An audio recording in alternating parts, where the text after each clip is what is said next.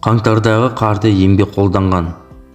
Қызық естіледі әрине, бірақ қарды да емге қолданатындар бар екен. Және де бұл денені қармен ысқылау емес, мүлдем басқа ем. Достар, видеоны соңына дейін көрмес бұрын каналға тіркеліп, лайк пен қоңыраушаны баса кетіңіздер. Бірнеше жылдан бері артрит ауруымен ауырамын. Саусақ буындарым ісініп, көгеріп, қисайып қалады. Қолдарым икемге келуі қиындап бара жатты. Енді өмір бойы гормондық уколдар қабылдауға мәжбүрмін. Бұл аурудың азабын осы дертке шалдыққандар жақсы біледі.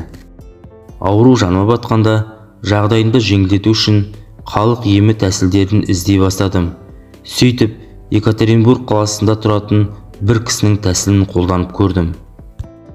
Мен қармен емделдім. Қар қалың жауған кезде таза тысқа біраз қар салдым да, оған 1,5 стақан ірі тұз қостым.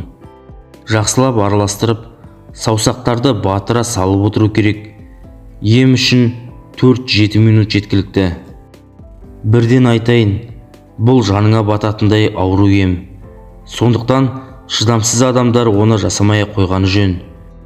Өйткені онсыз да қақсып, сәл суыққа сыздай жөнелетін саусақтар тұзды қарға көмілгенде дуылдап қатты ауырады. Ұйып қалғандай болуы мүмкін. Үсік шалғандай, үйіне сұққылағандай әсер болады. Шыдатпай бара жатса, 7 минутты күтпеңіз. Белгілі уақыт өткенде қолды қардан алып, сілкілеп тастайсыз. Бірақ сүртуге, жылы орауға болмайды. Саусақтар бөлме температурасына өзі бейімделуі тиіс. Мен сәрсенбі және сенбі күндері барлығы 4 рет осылай қолымды тұзды қарға көмдім. Уды у қайтарады деген рас екен. Осы жағдайдан кейін буындағы ісік біртіндеп қайтты. Қолдың үйіп қалуы, көгергені басылды. Саусақтар икемге келді деп жазады Тараз қаласының тұрғыны. Халық емінде қарды буын ауруына қолдану бұрыннан бар. Бұл әсіресе Ресейде жиі қолданатын ем түрі деп жазады.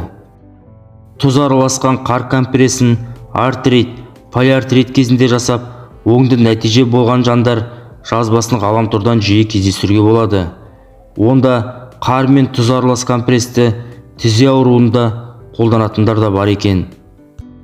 Ол үшін жарты стақан қарға бір ас қасық тұз араластырып, тізеге қалыңдығы 1,5 см болатындай етіп, жағып 5 минут күтіп тұру керек. Полиартриттің асқынған түрінде емді араға 2 күн сала отырып, 7-8 рет қайталау керек дейді білетіндер. Емнің құпиясы мынада. Саусақтар, әсіресе ауру буын қатты тоңғанда дабыл бойынша ағза өзін жылытуға әрекет жасайды. Яғни сол жердегі қан тамырларының жұмысы күшейеді. Қан айналымының күшеюі ауру буындарға оңды әсер етсе керек.